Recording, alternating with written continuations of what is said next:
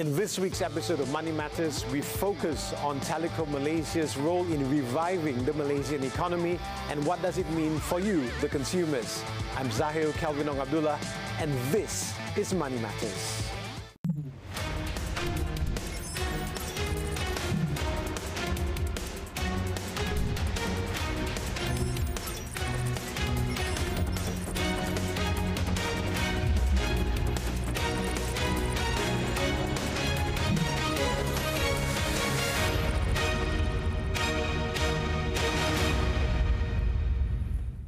Good evening and welcome to Money Matters. Now, almost 24 months into the pandemic, Malaysians are still grappling with its ramifications, balancing between two states of minds, hopeful optimism and indefinite uncertainty. While the country remains hopeful of a strong recovery, the cloud of resurgence still looms in the minds of many. We have as our guests in the studio with us today, Imri Mokhtar, the Group CEO of Telekom Malaysia. Welcome to the program. No, thank you, Kelvin. Can I start off by asking you that obviously the pandemic has become a big impetus for society's shift into digital adoption. So what has changed the most in the way we live today? Yeah. While the pandemic has been hard for everyone, right? But I believe that it also created opportunities for society for a do-over, to even do things differently. And we've seen that in terms of from the work from home, from schooling, and from doing businesses and so forth. And that was a very significant shift that we've seen in terms of how Malaysians have utilized technology and also the internet in supporting a shift in the way on how they go about their lives. And I believe it gave society an opportunity on the largest digitalization experiment, I think, that we've ever seen. And we've seen that the usage of it has been even increasing in our customers, in Malaysian households. We are serving close to about 3 million today. And in terms of the usage, has grown up by about more than 60%. Doing all the things that I mentioned earlier in terms of working, in terms of learning and so forth. And that was the shift that we've seen recently. But looking at your customers' expectations when especially during the pandemic, have their wants and needs basically changed in terms of what they're asking from you? Oh, absolutely.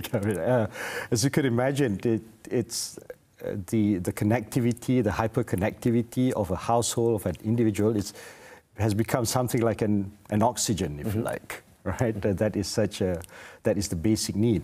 And clearly the expectation of the customers is to be continuously connected, and it's something that we remain committed to continue and support. And learning from that, we've certainly had improved in terms of our customer quality, in terms of the customer experience, and it really created that heightened expectations of TM. Right. So is it safe to say that because of the pandemic, you had to relook at your strategies for Telekom Malaysia? No, absolutely. And in terms of scaling up our investment to ensure that we are able to serve the customers, in terms of improving the way of our customer operations to ensure that it's delivered better and faster for the customers. For example, to support the increase in the demand that I mentioned, the increase in 60% of the usage of the household traffic, we had invested about 200 million just to ensure that the capacity was sufficient to support the demands and the needs of the Malaysian households. Right. So as you mentioned just now, one of the biggest impacts due to the pandemic is the way we work, right? So networks are seeing an increase in the utilization of data due to online meetings, as you mentioned as well, online business as well as education. So looking at TM, how has TM coped with this change in consumer demand? What impact does this have for your customer experience? Right. And this is where it really falls back to the fundamental strength or the assets of TM, which is the network that we have, anchored on the 640,000 kilometers of fiber network across the whole country. I think that provides the robustness, the resiliency to support the increase in the demand by Malaysians. And that investment continues in Malaysia, but as you could appreciate, we also need to connect the country to the rest of the world as well, and that's where the international connectivity of the subsea cables and so forth, comes into play to ensure that end-to-end experience for the customers. Right, but doesn't this play into your cost as well of subsea cables, etc.? Because materials and building materials or what have you, all the price has all been going up. Yeah, so it is a continuous investment that the TM is committed to. Exactly to your point, Kevin. Yeah, it's over the past 10 years, TM we've been investing about more than 22 billion. To invest in this digital connectivity infra, whether it's within Malaysia or even for the international capacity at the subsea cable. So it's something that we continuously do, and that is the core assets that we continue to invest and leverage on. Okay. Now, you've just been appointed last year, if I'm not mistaken. That's right. As the group CEO. So obviously you were appointed at a very challenging time during the pandemic. So what would you say was your biggest immediate challenge that you had to address? Yeah, it was really trying to bring the team together, right? I think coming on board in this new role, it's about building the team, it's about marshalling the whole organization, but technology had helped. Yeah, I think the organization has responded well, even via the online meetings and so forth. But now we are also moving more towards a more hybrid way of working. But one thing interesting you mentioned about in terms of coming on board, in terms of leading the organization, it does set a new baseline for TM as an organization where coming back full-time back to the office will not be the new norm for us. So in fact, come January, what we plan to do is to do a hybrid way of working of 3 days possibly of working in the office and 2 days work from anywhere. Right, but that would take some getting used to as well for those who are very used to working in the office, I'm sure. Imri, hold that thought. We've just got to go for a very quick commercial break. More on the country's shift towards digitalization when we return in just a moment, so stay with us.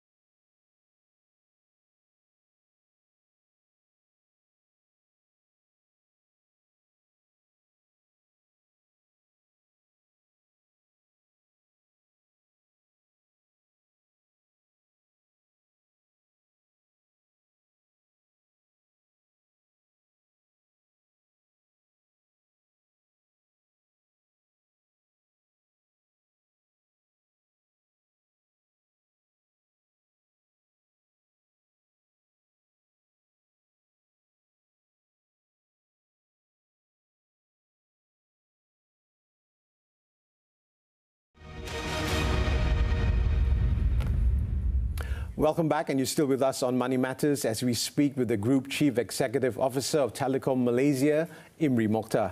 Now, Imri, looking at the customer expectations, how do you see this shaping the way businesses do business in terms of operations, especially in serving the customers? Yeah, I think it would be, the expectation certainly has heightened, right, for businesses, because of the much more digital and online experience that I think Malaysians have gone through over this past 1.5, close to 2 years. And that becomes the bar of expectations of Malaysians, of businesses, of any business to serve them. So that the challenge, I think, has been thrown by the consumers to businesses, whether you're in retail, whether you are in services, and so forth, right? And this is also then creates the need for a much more collaborative approach, I believe, of understanding the expectations and the needs of the consumers, whose expectations today has been set by the experience of using various online services. So for a service provider, whether you're in the private sector or the public sector for that matter, that is the bar that is to be achieved. So for the private sector, in terms of what they are asking you, what are their main concerns in terms of connectivity, like you said just now? Are there other factors that they are trying to develop in terms of their business? Yeah. So apart from the hyperconnectivity, that is the baseline need, right? It's clearly to provide a service, right, that is a bit more easier for them to use, to access, which is very much more online or digital. I think that's one.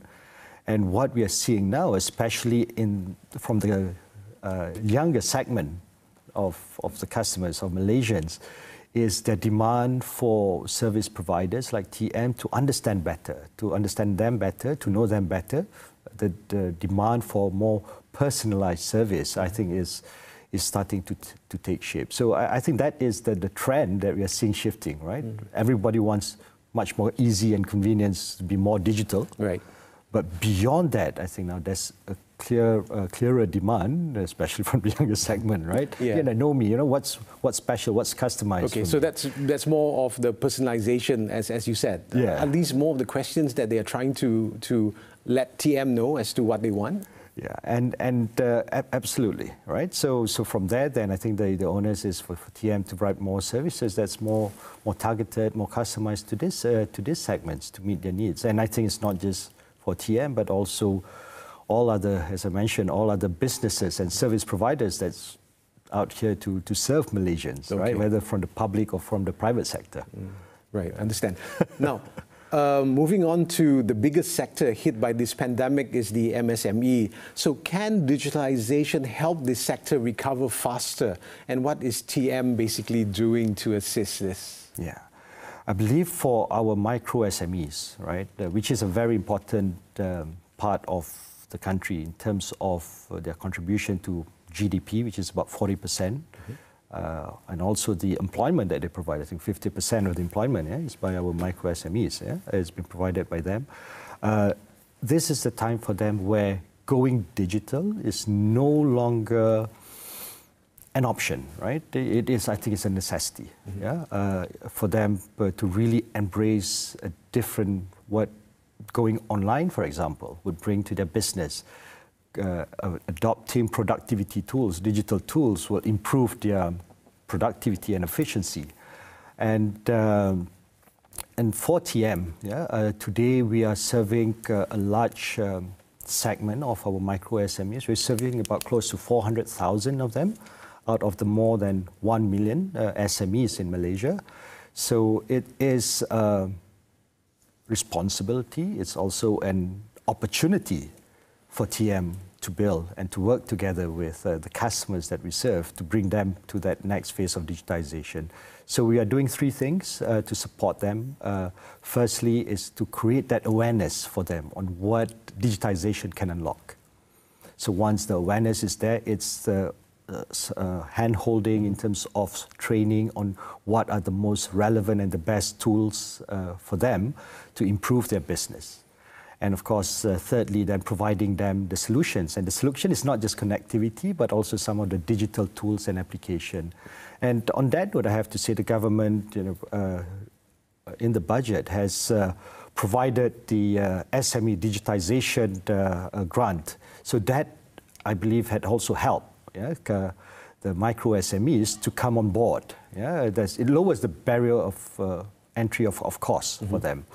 So we do expect 2022 will be the year where our micro SMEs will just bounce back and get back on that growth trajectory for them. Yeah, hopefully so. Because when we had the SME president on Money Matters, he said one of the main problems that these SMEs have is also looking at something which they've never looked at before, like digitalization. Yeah. So basically it's educating them as well. Absolutely. And this is something I would like to share with the viewers as well. This was a recent experience when I was down in Pahang, on how a mushroom farmer in Bera Pahang, right, having the connectivity, being coached just to put their product, their mushroom, online, has scaled up their business from about 2,000 to 3,000 a month to about 34,000 a month.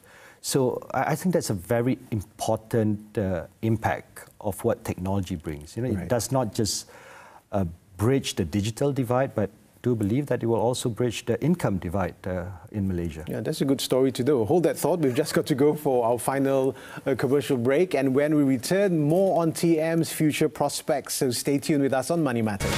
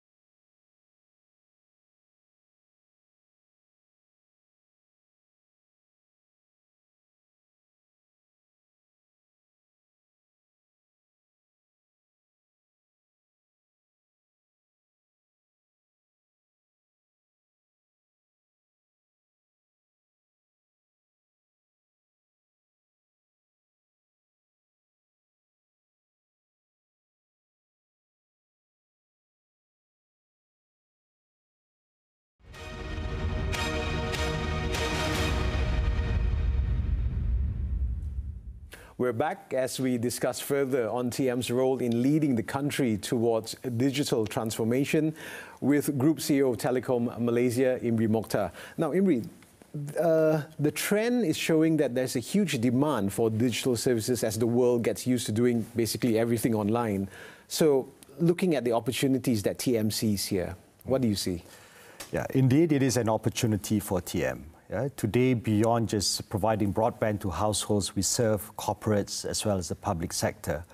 And in their drive to go more digital, to better serve their end users, their end customers, this is where it is an opportunity for TM, beyond just the connectivity that we provide them today, with the other digital assets that we have, the data centers and the clouds. These are elements that would be important for TM to serve these customers. And in terms of the size of the market, it's digital services, competitive and challenging as it is, it certainly presents a larger opportunity than the connectivity service that TM provides today to these customers. Right.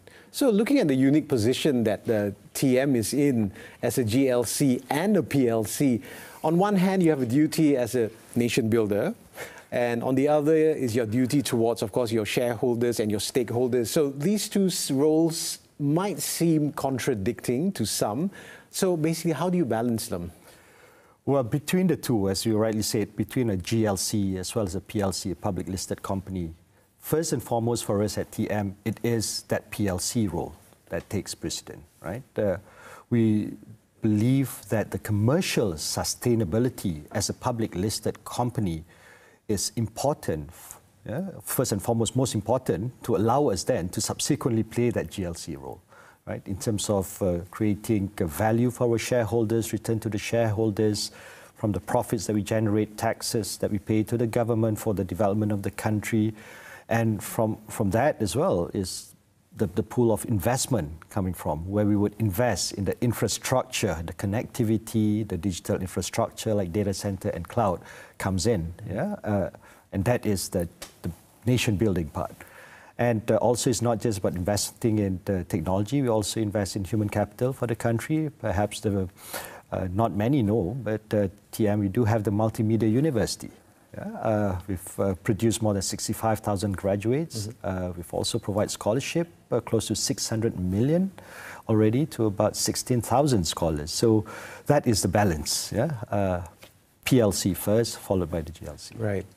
So moving on to the 5G ecosystem, in terms of what role will TM be playing as your mobile services, would I say, no match to the big three. So what about consumers? Do they really know, or what are they expecting from 5G? Is it a matter of educating them again? Yeah, I think as the technology evolves, whether it's fiber, whether it's mobile, it does unlock newer services that we may not have today. I think that is what technology promises society and businesses. And for TM, with regards to 5G, I think our focus is twofold, our priorities. The first one, leveraging the asset that we have, the fiber. We are ready to support the rollout of 5G in the country, leveraging that position that we have today in terms of fiber. And secondly, it is to bring 5G services to the various segments of customers that we serve. We serve the consumers, the SMEs, the business. And as I mentioned, it's really about unlocking the value of what technology brings. Right. And the biggest value, I think, for 5G will be in the industry areas. How would it allow smart manufacturing, smarter healthcare, smart agriculture, and so forth, beyond the consumer use that you and I would use. Right, so it's more for these industries instead of the consumers in terms of what you will focus on? It would be both, right? But I think there's a lot more opportunity to be unlocked at the various industry verticals. So looking at it, which you mentioned about the challenges, so would the upskilling of human capital for both private and public partnerships be important?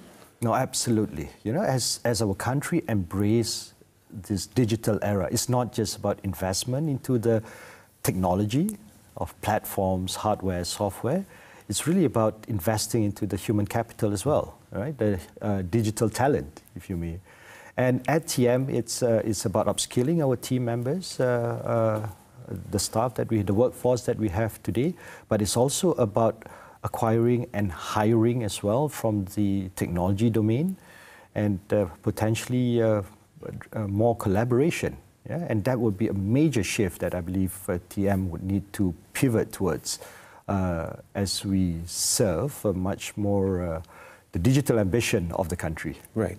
So, of course, looking forward, what's next for TM? You've already spoken about 5G as well. What's in the immediate horizon in terms of what you need to focus on? Yeah, I think it's an exciting time for TM. It presents an opportunity for TM to reinvent ourselves, our DNA as an organization, from a telco to become more of a technology company, a much more human-centered technology company. At the end of it, Kelvin, I believe that technology means something when it brings impact to society, to businesses, as well as to public sector. And it's not just about, big grandiose plans, but it also, as I mentioned, the mushroom farmer in Bura Pahang. So obviously, I mean, in terms, I'm talking as a consumer, of course, technology changes every day. So in terms of keeping up, making sure that Malaysia is on the same level as to the other telecom companies overseas as well, how do you actually ensure that we are kept up in terms of technology? Yeah. So it requires a two-pronged approach. One is from a direct investment, but as I mentioned, to keep up with the fast changing pace of technology, collaboration is going to be important. And I think what's important is then being able to bring the assets you invest directly or that you collaborate with, to bring the solutions that will bring that benefit or that impact, as mentioned, to society and businesses. Right. Final question before we go. Has the COVID pandemic assisted the push in Malaysia to digitalization as it is with other countries? I think that, as I mentioned earlier, Kelvin, the COVID, if there's any positives that come of it, has created the largest digitalization experiment for society and for the country. It certainly has. It has set a new baseline for our country, and a baseline which I think the country would be able to springboard from towards becoming a high-income technology and digital-driven economy. Right. Imri, thank you very much for appearing on Money Matters. It has been a pleasure having you with us. Yeah, it's a pleasure. That's all the time we have with the Group Chief Executive Officer of Telekom Malaysia, Imri Mokhtar. Thank you again, Imri, for joining us. And as for you, viewers, thanks for watching. Do join us again next week, same day and time, for more money insights that matter. Until then, I'm Zahil Kelvin Ong Abdullah. Stay safe.